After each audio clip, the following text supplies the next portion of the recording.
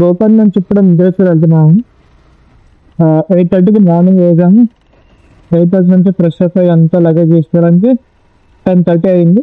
10:30కి back చేసుకొని అన్నీ check చేసేసి బ్యాక్ అన్ని ఇక్కడ నుంచి మనం వెళ్ళొచ్చి షార్ట్ కట్ ఉంది. 37 కిలోమీటర్స్ వచ్చేసి 1 hour 50 minutes చూపిస్తుంది.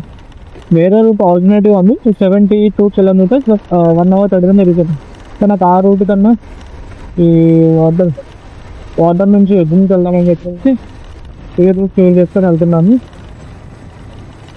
అక్కడ ముద్రేశ్వర్ నుంచి కన్నూరు వెళ్ళాలి. సో టైం ఉంటే కన్నూరులో స్టే చేసుకోవడం ట్రై చేస్తా, లేకపోతే కన్నూరు కన్నా నాంగలూరు ఉంది కాబట్టి నాంగలూరులో స్టే తీసుకుంటాను.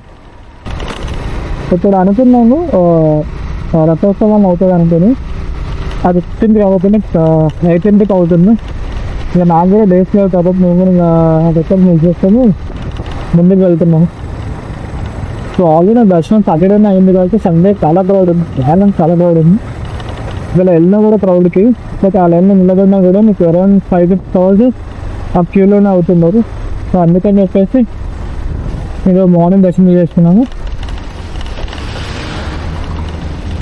మనం ఇక్కడ నుంచి రైట్కి వెళ్ళాలి. ఇక్కడ ఆరమాకి అనేది కుంటా అండ్ సర్వర్ అండ్ ఫుట్బాల్ ఉంది.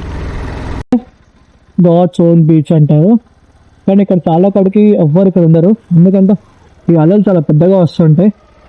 స్విమ్మింగ్ కూడా చేయదని చెప్పి ముందు ఒక బోర్డు ఉంది, అందుకే ఇక్కడ ఎవ్వరు రారు ఇక్కడికి. చూడండి ఎంత ఖాళీగా ఉంది, చాలా కాడ ఖాళీగా ఉంది. సో నేను ఏంటంటే దారి మర్చిపోయాను. సో మళ్ళీ నేను రివర్స్ వెళ్తున్నా. ముందు కనిపించే ప్లేస్ ఉంది నిర్వాణ బీచ్.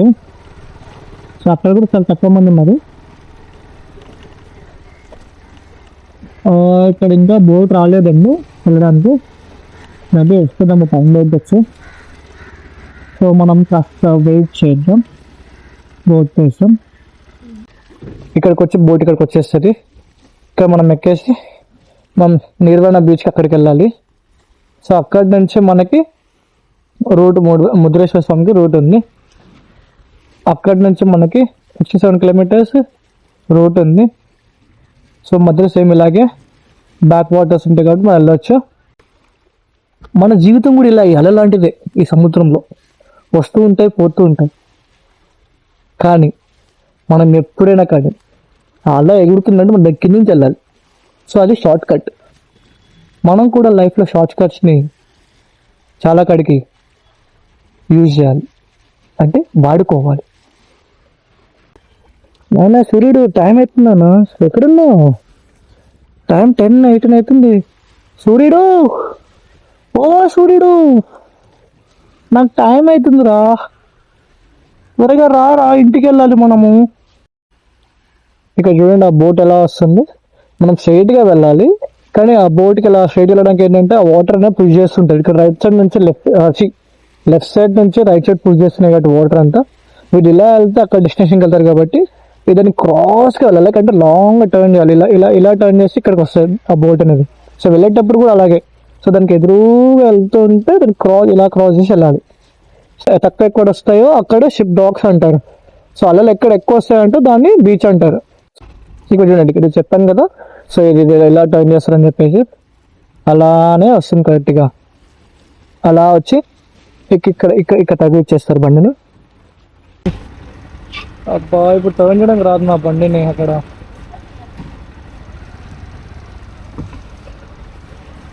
అబ్బా ఎక్కడం కూడా అలాగే ఉంది, ఎత్తే ఎగురుతుంది.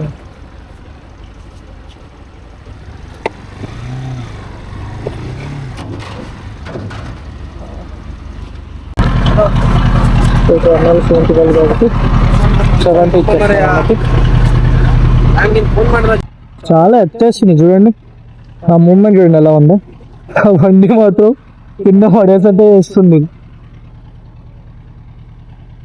సో వెయిట్ మొత్తం ఒకసారి వెళ్ళిపోతుంది. వీళ్ళేమో ధైర్యంగా కూర్చో ఉన్నారు.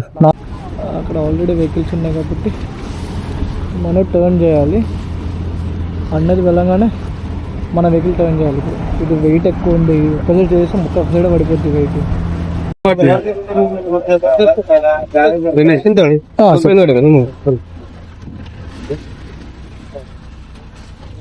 ఓహో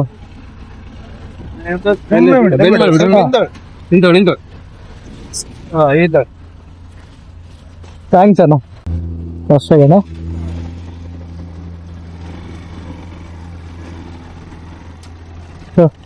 సో మనం వెళ్తున్నాం ఇక్కడి నుంచి ముద్రేశ్వర్కి. ఇదే రూటు షార్ట్కట్లో.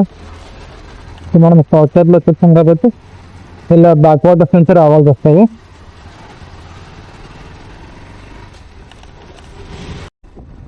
సో నేను అగ్నాశిని నుంచి కుంట నుంచి ముద్రేశ్వర్కి ఈ రూట్లో వెళ్తున్నాను. సో ఇలా వెళ్తే ఏంటంటే రైట్ సైడ్ మొత్తం సముద్రం ఉంటుంది, లెఫ్ట్ సైడ్ మొత్తము ఒడ్డు అంటే రోడ్స్ ఉంటాయి. సో ఆ రోడ్ నుంచి వెళ్తున్నాను.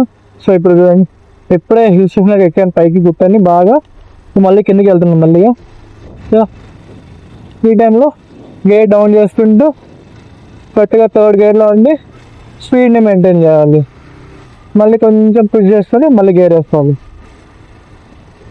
నా వెహికల్ ఫుల్ ట్యాంక్ కొట్టించేస్తున్నాయి. ఫుల్ ట్యాంక్ కొట్టించేస్తున్నాయి. రీడింగ్ ఆల్రెడీ వెళ్ళో ఒక 60 కిలోమీటర్స్ వెళ్తుంది. బట్ మనం ఫుల్ ట్యాంక్ కొట్టించేస్తున్నాం.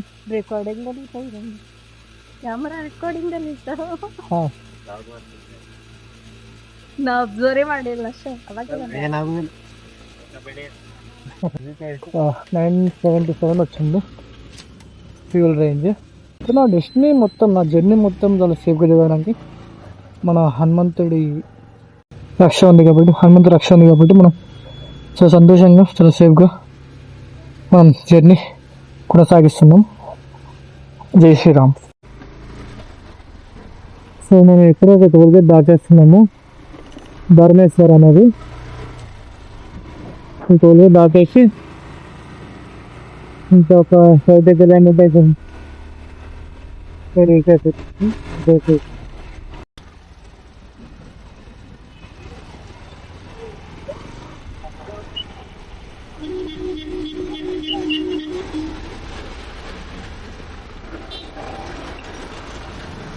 ఏది పార్కింగ్ వచ్చే తెలియట్లేదు,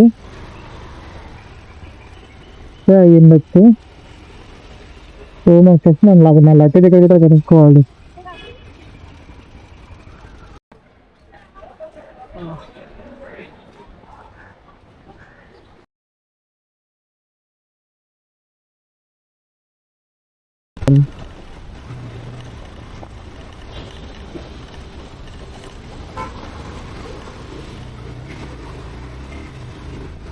అట్లా ఉంటాను అనుకోని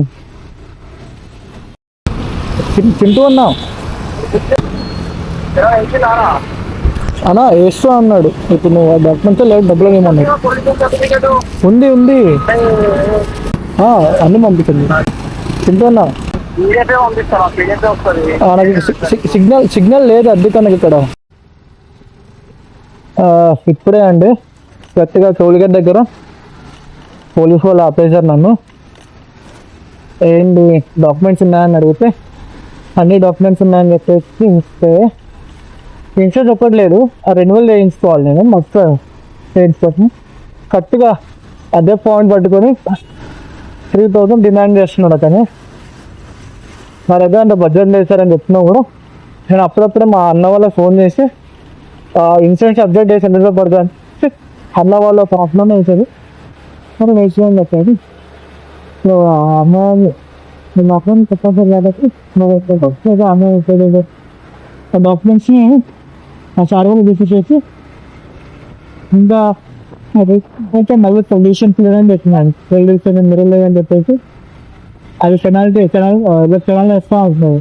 సార్ వచ్చేసారు అని చెప్పేసి రిపేర్ వదిలేస్తే సరే నెక్స్ట్ టైం ఇలా రిపీట్ చేయడం వచ్చి అన్నారు. అదేంటో కానీ మనం తెలంగాణ నుంచి ఇక్కడ దాకా వచ్చేస్తున్నాను ఇద్దరే మొదలు. కానీ స్టేట్ బోర్డర్ కాల్ చేసేటప్పుడు ఇలా వీళ్ళు నిలబడి అడుగుతారు ఈ డాక్యుమెంట్స్ అనేది. మీరు నెక్స్ట్ టైం ఇవన్నీ ఉంటాయి కానీ నువ్వు క్యారీ చేయొచ్చు. చూడండి కాదంటే కాబట్టి బైక్ అయితే బైక్